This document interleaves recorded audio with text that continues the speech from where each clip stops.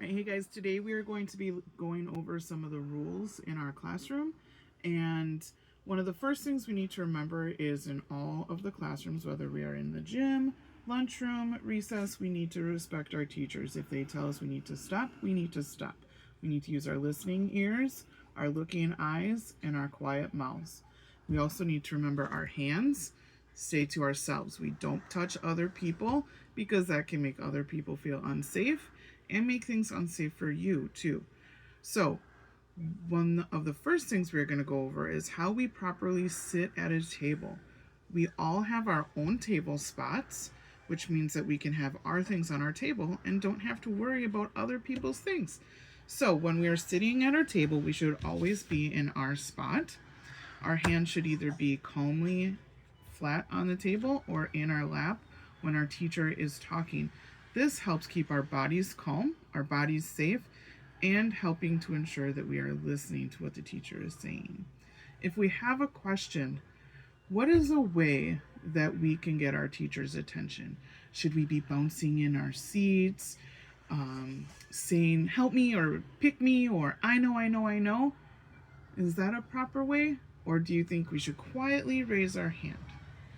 We would be quietly raising our hand. And those people who are sitting calmly in their seats with their raised hand helps our teacher to know that this person knows the answer or wants to really try to answer the question.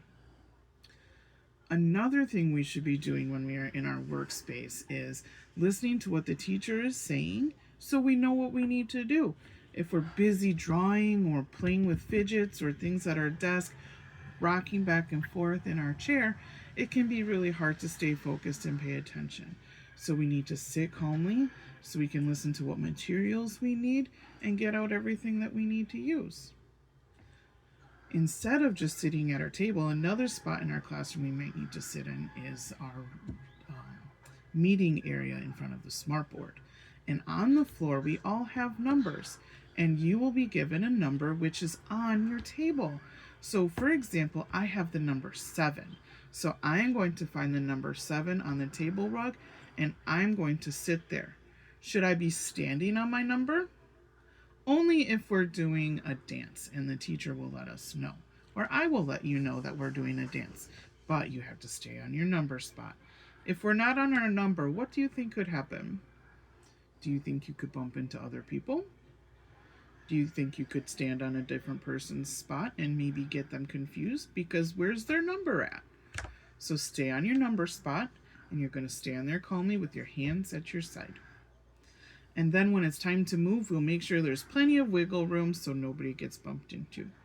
When it's time to sit, we sit crisscross applesauce and with our hands in our lap. That also helps make sure we're listening to what's being said. And then we can listen to our calendar and listen to our teacher talk. One more thing is when we are lining up by the door. We are going to stand in our number order and stand calmly at the door with our hands at our side. Sometimes we might bump into somebody, and it's important to say, I'm sorry, or excuse me, and then make sure we have enough space between the person in front of us and the person behind us. And then when it's time to go, who should open the door? Should one of our friends open the door? Or should the teacher open the door? The teacher should open the door, because this way the teacher knows that everybody is in line together and we know where we are going to go. And then we follow the teacher quietly, in order, out the door. We don't bump into anybody, and we take our time.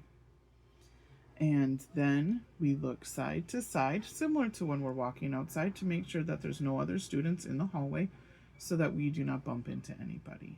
And then in the hallway, the number 1 rule, or number 2 rules, 2 rules, no talking and no running. This helps keep everybody safe. I hope these rules are helpful to remember in the classroom, and we'll continue going over them each day until we get them remembered and locked in. Thank you.